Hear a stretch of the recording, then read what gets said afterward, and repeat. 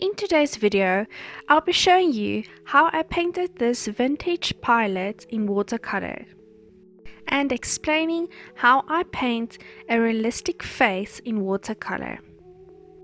For those of you who are new to my channel, I am Tinette, and if you want to see more of these types of videos, make sure to subscribe to my channel. The first thing I do with my watercolor paintings is I draw my image from my reference image with a pencil. I do this light enough so that when I paint over it, you don't see the pencil marks. If the marks of the pencil is too dark, you can always make it softer or lighter with your putty eraser. Then I stick my page down with some masking tape on a flat surface. This helps your paper not to wrinkle when you use a lot of watercolor or water. The next thing I do is carefully look at my reference image, decide what colors I want to go with, and mix my paints. The first paints I start mixing is for the face. I start with the lightest flesh tone color and work my way up to darker colors. I always have a piece of scrap paper next to me just to test out those colors and see how they dry, since watercolor always lightens when it dries.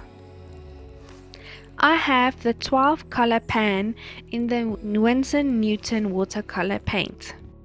It doesn't come with a flesh tone color, therefore I mix my own. I start with the yellow ochre.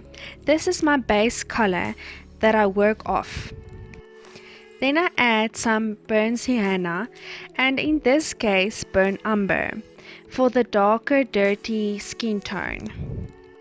These three colors will give you a flat skin tone. I always add in some crimson and ultramarine. This gives your skin tone that live tone look. Make sure you add only a little bit of these two colors. Since these two colors is very strong and vibrant, it will change your color quite a lot. When starting the face, I start with my lightest color.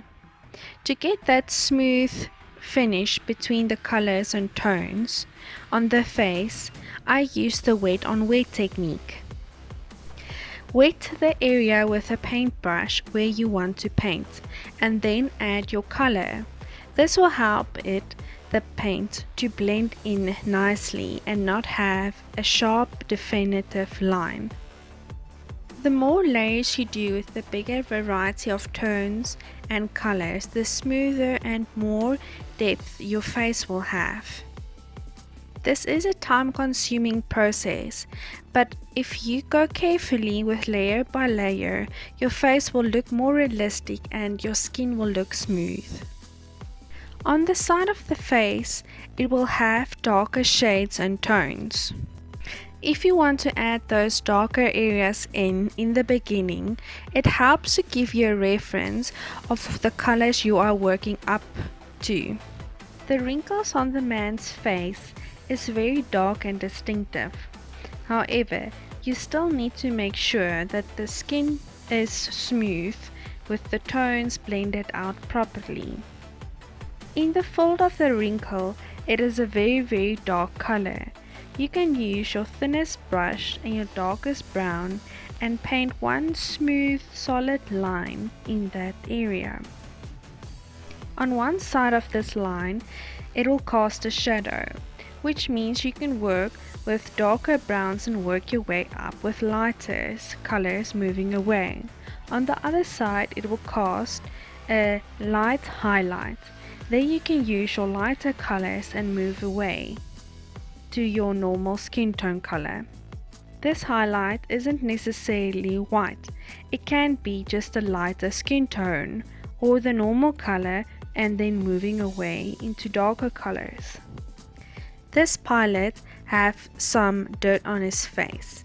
In order for it to not look stuck on its face and more of a natural look, you need to soften out those edges of the dirt. When doing the eyes, make sure to leave those white areas in the eyes 100% white. In the pupil and in the white of the eye, there's always areas that's 100% white. You can use masking fluid if you feel more comfortable in covering it with the masking fluid and peeling that off afterwards. It does sometimes help to create that black part of the pupil first and then work your way out with the other tones. It helps give you a more or less of an idea of what tones you can work with that will work with the black. Before you start with those colors, make sure the black part of the pupil is 100% dry. We don't want that black to blend into your colors. In the white of the eye, on the sides of the pupil, the eye isn't 100% white everywhere. Make sure to add those shadows in, have a little bit of pink, blues and greys in there to make it look more realistic. Underneath the eyebrow hair, it will still have a skin tone color. Make sure to use a medium to light skin tone color in that area, so that you can add in the eyebrow hair and it will still be dark enough and it will stand out. The nose needs to be symmetric in shape, so make sure you focus on that area, that both sides of the nose looks identical in shape. However, in color it will differ. Have a look at where the sun or your light source is coming from and where it has highlights and casts shadows on the nose. There is usually a white highlight on the top of the middle of the nose, running down from the top to the end. This will be a very light flesh tone or even a white. Right next to it, you will have a medium color and then a darker color, as the way the light will cast that shadow on the nose. The beard is very similar to the eyebrows. You need to paint the skin underneath the hair. This will be your medium to darker color due to the hair casting a shadow on the face underneath the hair. Also add the darker areas that is casted by the fabric around the face, so that you can paint over those areas to have the hair extend away from the face.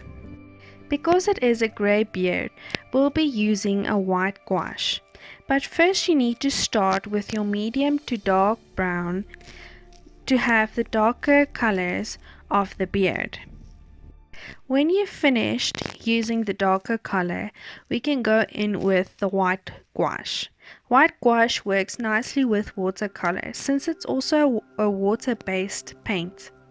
You can add in those white lines. It gives it a semi-solid to solid white line. The beard isn't all hair in one direction. Have a look at your reference image and use those lines going in different directions on the face. You will see underneath the lip they tend to go a little bit more to the side, and on the middle, the fold of the chin, they tend to go a little bit skew. Make sure to add in all those small hairs in different directions.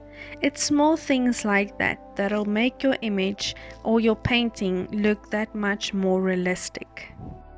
If you feel your face is too flat, you can always add some darker shadows on the face and make the highlights lighter. You can do this by mixing the gouache with a lot of water to dilute the paint, and then add that onto the highlighted areas. Make sure to fade out those edges properly so it doesn't cast a strong definitive line. When you do the rest of the painting, keep in mind that you don't need to have the whole painting in a realistic paint style. You can add different styles to the painting. It will make it look that much more dynamic. Before I started with the rest of the painting, I mixed my paint again. I made sure the colors that goes well with the face and with the background, I am happy with it and that I've tested them out on a piece of paper. This helps me to feel more comfortable with knowing what kind of end product I will end up with. and to make sure it gives the colors complements the look I want to go with. In the black glass, after I've painted it and the black was still wet, I dropped in some pure white water. This helps to give you that snowflake type of effect. This is also known as the background effect. In areas where you still want a smooth finish, make sure to use the wet on wet paint effect. This will help just to give it that more of a smooth finish, and it will really enhance the different textures of the paint. In areas such as on the fabric, I've used a wet on dry technique to give it a solid, more definitive line. Don't be scared to make the rest of the painting a little bit more messy. This will enhance that kind of rough feeling that we want to create with the image. When you do the wet on wet technique and you want to add in a second color, make sure that what you have painted has dried properly.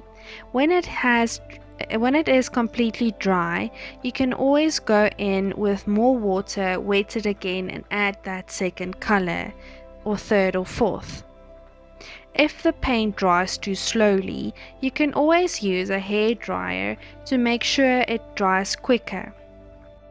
If you have made a mistake somewhere, you can always drop in more water. Use a clean serviette or paper.